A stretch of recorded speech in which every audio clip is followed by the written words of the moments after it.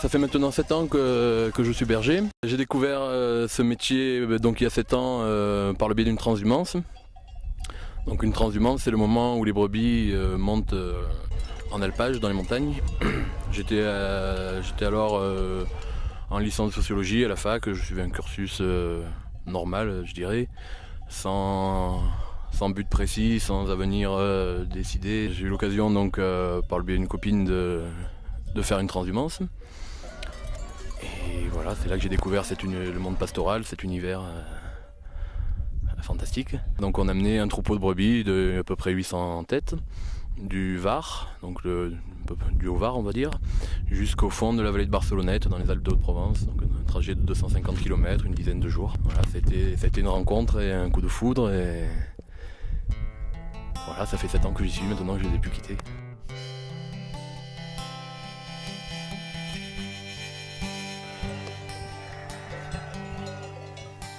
Allez, raille à gauche! Raille à gauche! Avance à gauche!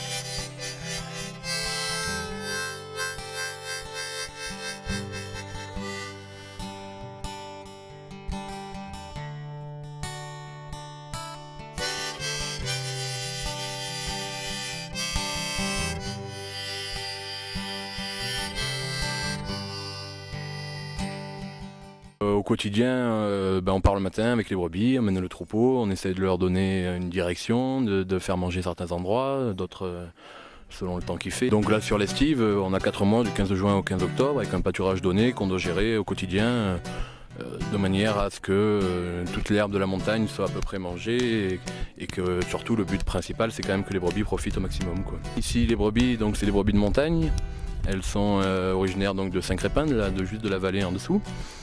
Donc nous on redescend au 15 octobre et ensuite les éleveurs récupèrent leurs brebis. Il y a différents troupeaux en fait dans les brebis que vous voyez derrière. Et alors eux ils vont s'en occuper jusqu'à la neige, de les faire manger dehors, soit en parc, soit en gardiennage aussi. Et ensuite dès que la neige arrive, ils les rentrent en bergerie pour l'agnelage et puis en attendant que la repousse de l'herbe après la neige au printemps prochain.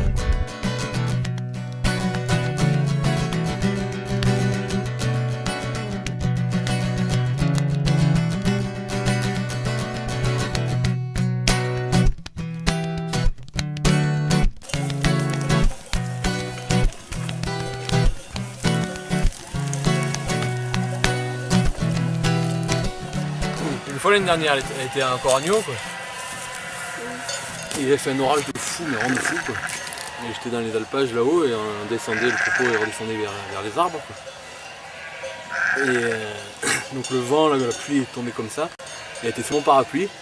Tout le troupeau était découru sous les arbres et elle était encore en haut avec moi derrière qui traînait. Et sous mon parapluie, on a rejoint le troupeau tout doucement. Il y a des journées où c'est le paradis, et puis il y a des journées où ça peut être vite l'enfer, quand il pleut pendant une longue période, Voilà, après, bon, on va sûrement parler un peu du loup, quoi. Le loup a complètement modifié les pratiques pastorales. Je pense quand même que ça a redonné de la valeur à ce métier, à une reconnaissance des bergers par rapport aux éleveurs. Avant, les brebis elles partaient en montagne, le berger, plus ou moins, il envoyait les brebis, et puis si elles étaient toutes seules, c'était pas bien grave. Maintenant, le berger doit s'y tenir jusqu'à la nuit, tous les jours, etc. Et puis, puis il y a eu des mesures mises en place par la communauté européenne et puis par l'État. Donc maintenant, dans les zones où le loup peut être là, on peut bénéficier d'être berger. Donc ça, c'est... Déjà par rapport à la solitude, ça a changé un peu la donne. Stop, couché! Couche-toi, pas bouger.